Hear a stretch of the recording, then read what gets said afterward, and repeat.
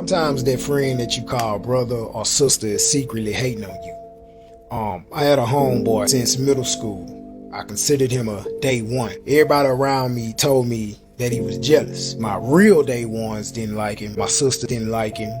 My brothers didn't like him. But I defended him because when I call you my friend, I call you my brother. I ignored his backhanded jokes, slick compliments about my skin color, little shots disguised as humor. I felt it, but I just stayed loyal. Then we got older. He had a crush on this girl that we both know since school, but she liked me. I ain't chase her, she chose me. So one day, I'm laying up with her. He calls her phone, so she says, watch this. She answers the call and put him on speaker. First thing he does, after a little small talk, he says, have you heard from Roger? Not how are you, not what you doing. He brings my name up. Then he tells her, you know he got a wife, right? At this time, I was separated, going through a divorce. Trying to expose something that wasn't even his business, and he didn't know that me and her had a mutual understanding. That's when it clicked. Every conversation that he had with her, he brought me up. That wasn't no friendship. That was a form of obsession. That was comparison, jealousy. I realized something heavy that day. Some people stay close to you not because they love you, but because they are studying you. Not too long after that, I cut him off. And honestly, it wasn't easy. I went by myself and cried. Not in front of him, but to myself. Because when I call you my friend, I mean that. Once I cut him off, no more sly energy, no more fake laughs, no more subtle complimenting. I felt like I removed a weight off my chest. Here's the lesson. You can't save insecure people. You can't heal jealous people. And if you keep them around, their insecurity gonna slowly poison your life. Sometimes growth requires some grief. Sometimes elevation requires some separation. And before you cut somebody off, just make sure that you're not that insecure friend in somebody else's story. But if you know you're not, cut that fat. Don't get rid of them, man. Peace feel better than loyalty to the wrong people. This video, man. A lot of people go through this. A lot of people never understand this. The female relationships go through this all the time. But the thing about females is that they feel the need for companionship. You know what I'm saying? They feel the need to be friends. Let me say that first and foremost. You know, they go out of town with the enemy before they go out of town by themselves. So women are more social by design. So when you hear about the male lonely epidemic, men always feel alone. You know, you got to remember that men really don't have nobody to lean on. Even when they got a friend group, you know, they got to find out that problem from somebody else. That's just how men are. Men don't want to ask for help. You know, y'all be asking, some of y'all women ask like, hey man, why my son don't ask his father for nothing? It's not programmed. It's not in our DNA to ask another man for help. Okay. But in this thing, yeah, I've been through this a couple times, man. I had you know, now looking back on it with experience, I can see the dude wasn't my friend. But remember, it was 6th grade. We used to share a locker room with the 7th graders or something like that. It was middle school. We used to share lockers with the middle schoolers and shit, and other middle schoolers. So they used to try to bully us. So we used to fight. I remember they was like spearing my homie into the locker. Like they was basically, not like I came in and helped them out, put hands on buddy. You know, I stood up for myself. You know what I'm saying? And I remember the teacher, we was the worst classroom, you know. So the teacher took us down to the principal office to see who parents they was gonna call, right?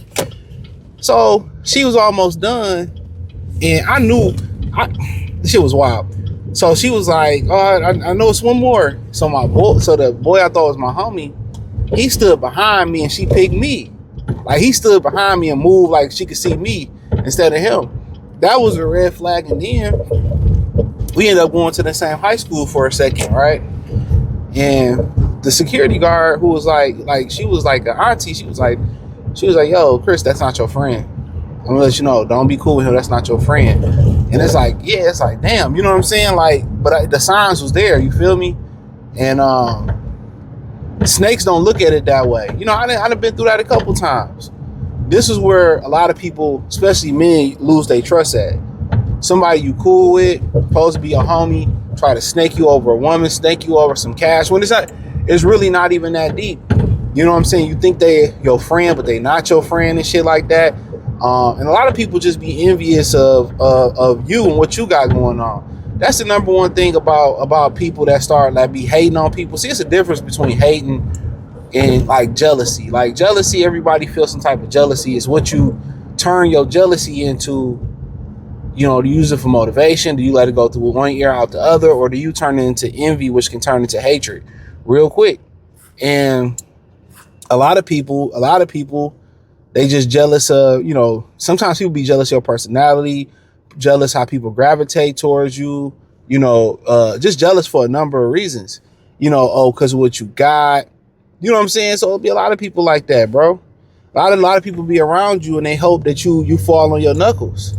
They hope that you fail. You know, a lot of people sleep next to the enemy. A lot of people rub shoulders with the enemy. And once those people get out your life, you started to, excel. And what old buddy was saying was true. You wanted, you know, it's kind of like a man and a woman relationship, a heterosexual relationship between a man going on to a woman, right? You want to give your woman the benefit of the doubt so much. You know, you ignore. You see the signs where it can be trouble at. You see the signs where, you know, people could be warning you about the particular woman. You see the signs, but you don't want to believe them until, you know, they smack dab you in your face.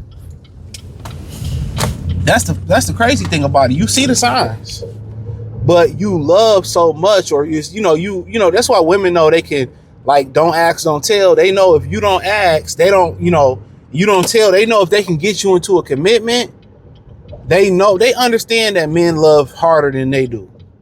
Don't think for one minute that women don't understand that. They understand that men love harder. So that's why a lot of women, they just want to trap you in there. And they know when most guys are in a relationship, it's harder for them to leave, cash or no cash. That's why I tell guys, if your woman don't think, or the girl you with don't think you can get bitches, or don't think you will leave, she gon', you know, or you financially dependent, or she just think you won't leave, she gonna act a fool. When they know you can get another chick, a better chick, or you will leave, or, you know, or you can get chose like that, you know, then you keep them in that chase position. That's why you got to stay on top of your game. You know, that's why you got to stay on top. Regardless of how a lot of women look, most guys gonna at least try to crack. But you as a man, you know what I'm saying? Like, you got to stay on top of your looks. You feel me? So what he was saying was true. And even after he said, old buddy, you know, he heard old buddy, like, you know, dry hating on him on the phone. He said he still took a minute before he cut him off. And that's dangerous to have people around you like that. These the same dudes that are playing drugs on you, same dudes who try to mess with your baby mother. If she get mad enough, you know, dry snitched on her. Oh, you know, you married, doing little shit like that. Dog, my thing is this: I'd rather be alone than be with somebody like that. Real talk. And I done seen dudes like that. And I done had epiphanies, or, you know, like I said, I remember Young Dolph was saying, you know, he had some of his greatest thoughts and the greatest epiphanies, rest in peace to him, when he by himself. I'm the same way. Like, you might get me one day, but damn, it might come to me, and I'll be like, damn, he, you know, later on. So yeah, my bad, I had to run into the store. But I don't know, plenty of situations like that, man. And, you know, honestly, dog, you know, it's best to get away from people like that. You're giving them the benefit of the doubt because they supposed to be, you know, you got a blind, and like I said, women know it's tough for these guys, men, to leave once they in. It's nothing for a woman to leave. You feel what I'm saying? So even in, you know, friendships with men, it's hard for them to leave, and the bond that you had going on. And, you know, he was like, this was a guy I considered day one middle school. And nobody around me trusted him, my sister, my parents, my people. And, you know, sometimes we got to see it for ourselves. Everybody can see it, and we got to see it for ourselves.